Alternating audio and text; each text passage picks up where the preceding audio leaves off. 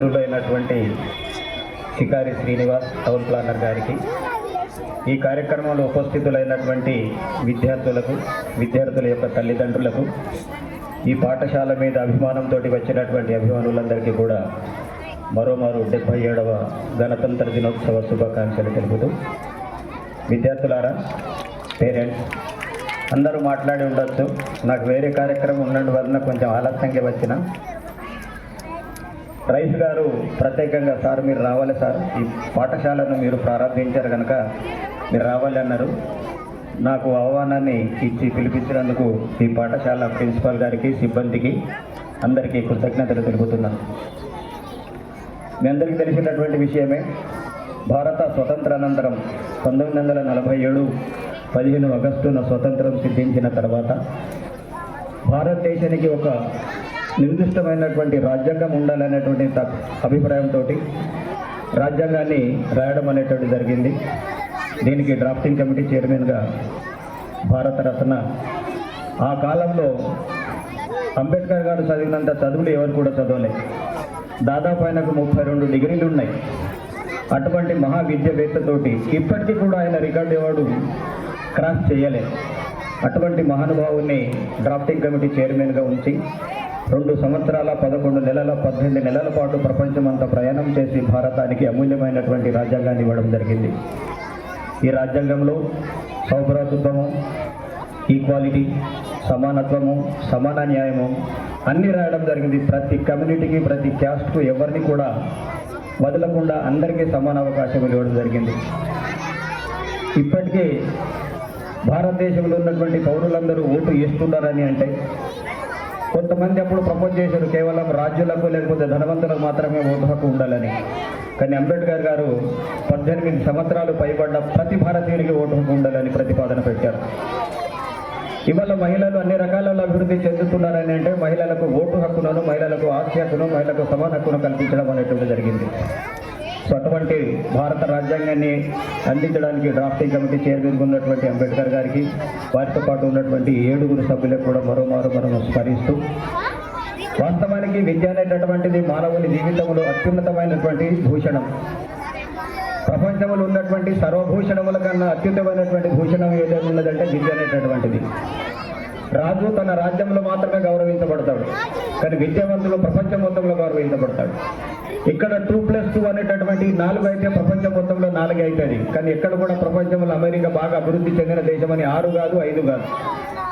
ఇక్కడ A+B² principal 2A² B² +2A అయితే ప్రపంచం మొత్తంలో దాని వాల్యూ అంతే ఉంటాయి. ఇక్కడ డాక్టర్ అయితే ప్రపంచం మొత్తంలో డాక్టర్ అవుతాడు. కనుక భారతదేశంలో చదువుకున్నటువంటి మేధావులు ఎవరైతే బాగా చదువుకున్నటువంటి వారు ఉన్నారో అమెరికాలో పోయి సెటిల్ అయ్యారు. ఒకవేళ అమెరికా నుంచి భారత సంతతికి వాపస్ వస్తే వాళ్ళ దేశాభివృద్ధి ఆర్థిక సూచి కింద పడిపోతాయి. అంతమంది డాక్టర్లు, ఇంజనీర్లు ఉన్నారు. కనుక మనిషిని స్ట్రాంగ్ పర్సన్గా చేసేటటువంటిది విద్య. ఇట్ ఈస్ ఫోర్స్ చేసేటటువంటి డ్రైవ్, ఇది మనిషిని నడిపేటటువంటి. సో నేను ఈ విషయంలో మనం కొంత చర్చించాలి. సమయం ఎక్కువైతే కాదు కదా. ప్రస్తుతం మనం మాట్లాడుతున్నాం భారతదేశంలో ఇట్లా ఉన్నది, అట్లా ఉన్నది, అది ఉన్నది, ఇది ఉన్నది. Moral values are not there. So moral values are there, but what is happening that moral values are being not implemented. నైతిక విలువలు అనేటటువంటి లేవు, అన్ని పోయినాయి, ఎక్కడ పోయినటువంటిది అనేటటువంటి మాట్లాడతాం. బట్ ఎటు పోయినాయి అవి? అమెరికాడు దోచుకపోయినా, ఫారెన్ దోచుకపోయినా వీటిని. నైతిక విలువలు ఉన్నాయి, కానీ నిజ జీవితంలో పాటిస్తలేదు. So moral values are there but being not implemented. When we will implement moral value, then will be all will look like అందరు కామన్గా కనిపిస్తారు. ఈ విద్య అనేటటువంటిది ఎటువంటిది స్ట్రాంగ్గా నేర్పేటటువంటిది. కనుక మీరు పేరెంట్స్కి దయచేసి ఈ పిల్లలే రేపటి భవిష్యత్తులు. మీరు తప్పకుండా ఏపీజే అబ్దుల్ కలాం గారి జీవిత చరిత్రను చదవాలి. ఏపీజే అబ్దుల్ గారి జీవిత చరిత్ర పిల్లలకి చెప్పాలి. ఆయన మామూలు పేపర్ అమ్మేటటువంటి బాయ్ నుంచి ఆయన జీవితాన్ని ప్రారంభించి దేశ రాష్ట్రపతిగా అయ్యారు. అఫ్కోర్స్ అందరూ ఆ పదవులకు పోయలేదు, కానీ ఆ పదవికే వన్నీ తెచ్చినటువంటి విద్యను నేర్చినటువంటి మహానుభావుడు ఏపీజే అబ్దుల్ కలాం గారు. సో అటువంటి వాళ్ళ జీవిత చరిత్ర పిల్లలకు తెలవాలి, సైంటిస్టుల జీవిత చరిత్ర పిల్లలకు తెలియదు. ఇవాళ అలెగ్జాండర్ ఫ్లెమింగ్ గురించి తెలిసి ఉండాలి. రెండవ ప్రపంచ యుద్ధం జరిగినప్పుడు వేల మంది సైనికులు మలేరియాతోటి వ్యాధులతోటి బాధపడుతున్నప్పుడు దానికి సంబంధించినటువంటి పెన్సిలిన్ అనేటటువంటి ఆయనను కనుక్కోవడం జరిగింది. సో వారి జీవిత చరిత్రలు కానీ వారి ఉన్నటువంటి పరిస్థితులు కానీ పిల్లగాళ్ళకు విద్యార్థులకు చెప్తే అప్పుడు వాళ్ళు భవిష్యత్తులో మంచి పౌరులుగా ఉత్తమైనటువంటి పౌరులుగా తీర్చిదిద్దబడతారు. తరగతి దేశ భవిష్యత్తు తరగతి 4 గోడల మధ్యలో ఉన్నదని కొఠారి గారు చెప్పారు. దేశం యొక్క భవిష్యత్తు నిర్మాణం అయ్యేటటువంటిది తరగతి గదిలోనే.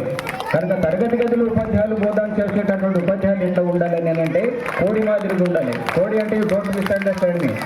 కోడి ఎప్పుడు కూడా తన పిల్లలను రెక్కల కింద ఉంచుతుంది. ఎంతటి అపాయనైనా కానీ ఎదుర్కొనేటటువంటి ఉంటుంది. While you are teaching in the class room just you behave like a hen, you don't think hen అనేటువంటి. మీరు రెక్కల కింద ఉంచి వారికి కావలసిన రక్షణ కల్పించి వాళ్ళకు బోధన చేయవలసినటువంటి అవసరం ఉంది.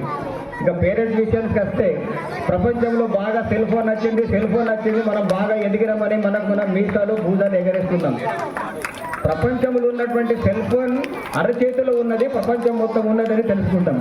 కానీ మీరు ఒకటి అర్థం చేసుకోండి, సెల్ ఫోన్ చేతిలోకి మనం పోయినామా, మన చేతిలోకి సెల్ ఫోన్ వచ్చిందా?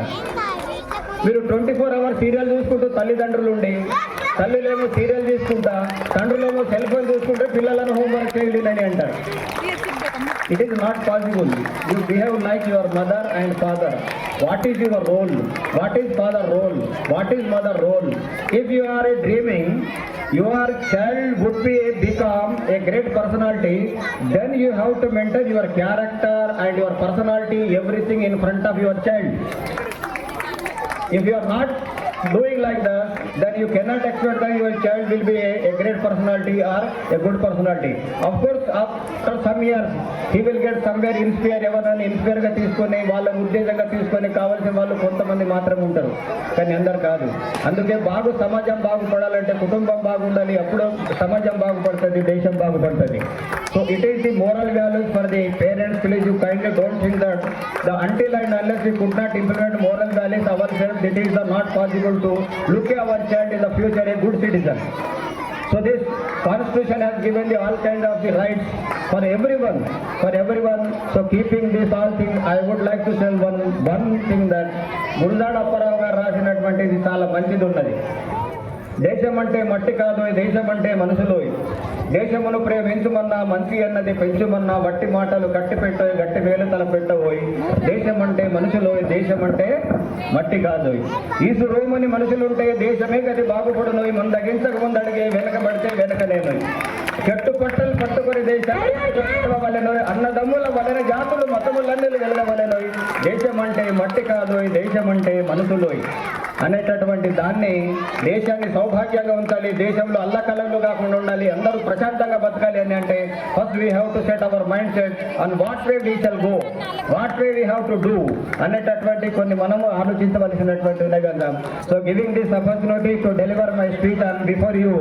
If anything goes wrong, please you treated I am your brother, I am your elder brother, or I am your son. So giving this opportunity once again, I congratulate and thanks to this management who has given me this opportunity to before you and deliver my speech, and I wishes all the best for the students.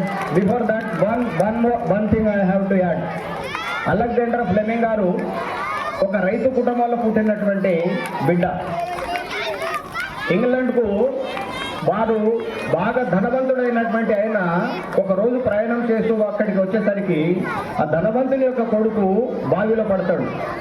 బావిలో పడ్డ తర్వాత Alexander Fleming యొక్క తండ్రి ఆయనను రక్షిస్తాడు. అప్పుడు ఆయన అంటాడు, నీ పిల్లగానికి కావలసిన వసతులు నేను చేస్తానని. కాలక్రమేణా ఆయన ఆ పిల్లగాన్ని తీసుకుపోయి ఫ్లెమింగ్ని తీసుకుపోయి వాళ్ళ స్కూల్లో చేర్చినప్పుడు బ్రిటన్కు ప్రధానమంత్రి అయినటువంటి ఆయన ఈ ధనవంతుని యొక్క కొడుకు ఉంటాడు. అప్పుడు ఆయన సహాయపడతాడు, దేశానికి కావలసినటువంటి మీరు కనుక్కోండి అని సైంటిస్ట్ అవుతాడు. So when you will do a small help or చిన్నగా మీరు సహాయం చేసిన కానీ that fellows will always remember you. So helping and keeping moral values, it is the responsibility of the every citizen.